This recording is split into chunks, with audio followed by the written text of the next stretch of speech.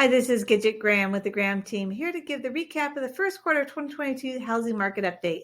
2022's challenge will definitely be housing affordability. Let's start with what it means to have affordable housing. Well, one of the factors or lead indicators that the market looks to determine whether or not we have affordability concern is the ratio between the median household income and the median sales price. What's been happening over the last 65 years is we've seen that gap widen. Housing prices have risen 7.6 times faster than incomes. So in Southern Nevada, we have been sitting in between the 5 to 6 range factor for the last 12 years approximately. But however, we've always been more competitive than our neighboring states. This last month, we just jumped above that threshold that causes a level of concern, which is the 7 times factor. Based upon the median income that we projected, because the Census Bureau released their last numbers in 2019, so we had some factors that we adjusted for. And with the median sales price of a single-family home over the last 30 days being at $470, we've reached that threshold of 7.6. So affordability is definitely going to be a concern going forward this year. We do have some light here in the middle of this affordability, and that is our townhomes and condo market. They are running about 4 times on the ratio. So that is our affordable option here in Southern Nevada.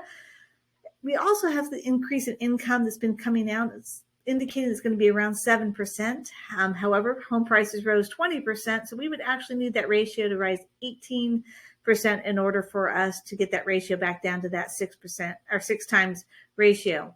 However, we don't see that being likely. We think that gap is going to continue to increase throughout this year. So I think for the next couple of years, we're going to be looking at an ongoing affordability issue. So the next option then is the rental market. Well, as you can see on this 5-year graph and over the last quarter here, we've seen single-family home leasing rates jump to 22%, and our median lease rate is $1,950 for about an 1,800 square foot home. So leasing has become very expensive as well. As I don't know about you, when I look around the valley and I see all of these multifamily home units under construction, I think maybe that's the answer around the corner for affordable housing. However, as I speak with the developers there, the majority of these are luxury developments, meaning that they're going to have rents north of $2,000. So we actually need some affordable apartments to be built in the short term to cover this rental market affordability issue. Before we jump all the way into the future, let's review a housing snapshot of where we are for first quarter 2022. So in our first quarter of 2022, as of the end of March, our median sales price for a single family home was $460,000, and we're inching closer to $470 as we look at the market this morning. We have about 15 days of inventory, or a half a month of inventory, and we are year-over-year appreciation of 26.7%. As we move over to the condo and townhome market, inventory is even a little tighter, about 10 days, and we saw a year-over-year appreciation of about 28%. So unless you've been hiding out over the last year, all of us have seen record high inflation in all aspects of our lives. So most of us are not surprised to see the housing numbers be in double digits. However, most of the economists last year really missed the mark. The highest one was expecting a 12%. So that 26 and 38% appreciation numbers are quite a sizable difference. And if you just thought it was going to end towards the end of 2021, no, that is increasing and continuing on this year. Year to date, we're up 8% as of March in the single family market and 10% on condos and townhomes. In our marketplace, we hear a lot of noise that cash buyers are the reason we are running up sales prices. So we ran the data for first quarter of 2022 and 2021 as a comparison to see who's truly buying those homes. So as you can see in the attached grid, the cash buyer was not in first place, it was actually the conventional loan buyer. Now those buyers do generally put more funds towards the purchase of the home than the other two options, and so they have a little more money in their pocket to offer above list price or above appraisal. Cash buyers were in second place.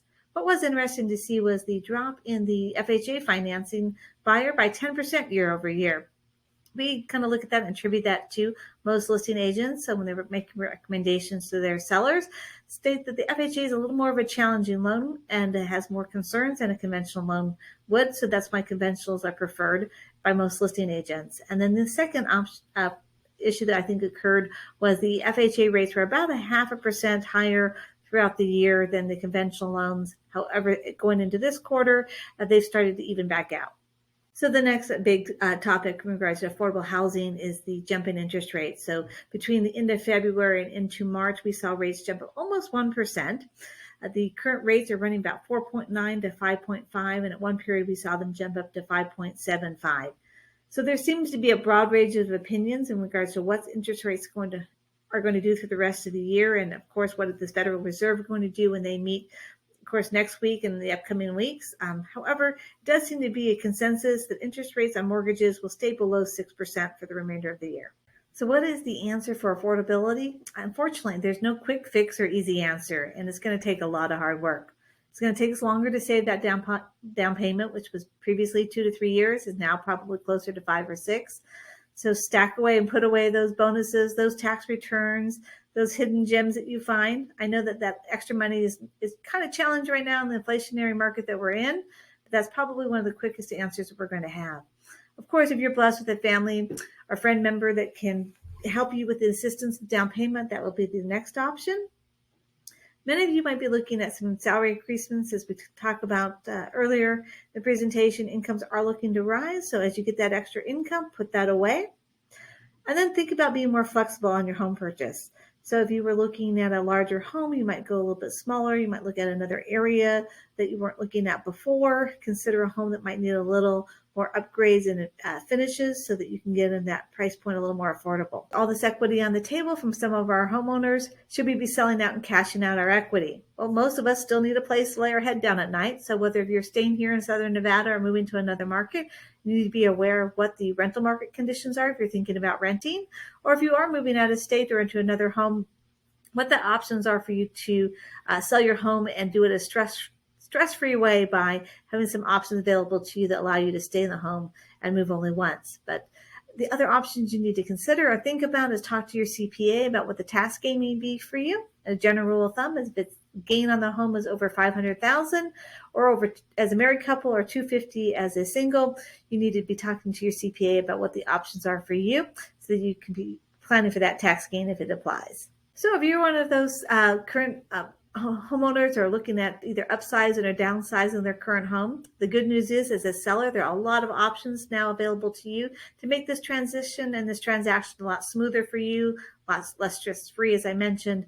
So you can move on your time frame. There's some options with our lenders that we work with that give you the ability to buy as a cash buyer. So you would buy your new home as a cash buyer while you still stay in your current home. There's the options of lease back from the current buyer, so you only have to move once. So there's a lot of things available to you that'll make this transaction a lot less stressful.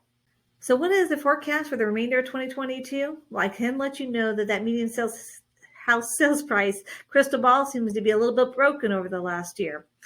We just don't know, with all the impacts of both international and economic, and of course with the pandemic, have just been playing havoc on the housing industry. However, what we do know is the basic laws of supply and demand for economics do apply. And right now we just have years of backlog of supply. The home building industry, which normally would fulfill that, is being behind because they are shortage on labor and commodities. And so they're just not able to deliver that product to meet that demand. Now we may see demand slightly take a backseat or come back a little bit because we have affordability factors that we talked about earlier, as you know. So that might be reducing. However, we don't see anything on the horizon that's going to show that we're going to see anything about pricing depreciation. It looks like we will be keeping price points through the remainder of this year, if not as a continued appreciation. At what rate? That's the magic crystal ball we just don't have right now. What's going to happen with interest rates? We go along with the economists. We think that rates are going to stay below 6%. They're going to be fluctuating as this economy reports information back and forth. But so timing will be important because a 0.5% in interest rates does make a big difference on your payment. So we think they're going to be fluctuating throughout the rest of the year. And inventory, as I mentioned, is going to stay low. So we might very well see it go from 15 days of inventory up to 30 days. But again, what's considered a normal housing market throughout the United States for a normalized market is 4 to 6 months. In Las Vegas, that's generally been around 2 months of inventory. So we have a ways to go before we get that normal inventory condition. So thank you for watching this market update. It's been a pleasure. If you have any questions about the market conditions that we reported here, or you would like to know more specifically about your community or your area, or if you're a home buyer and would like to know I need help to get into a home, please, we'd love to be a resource for you. So reach out to us. Have a great day.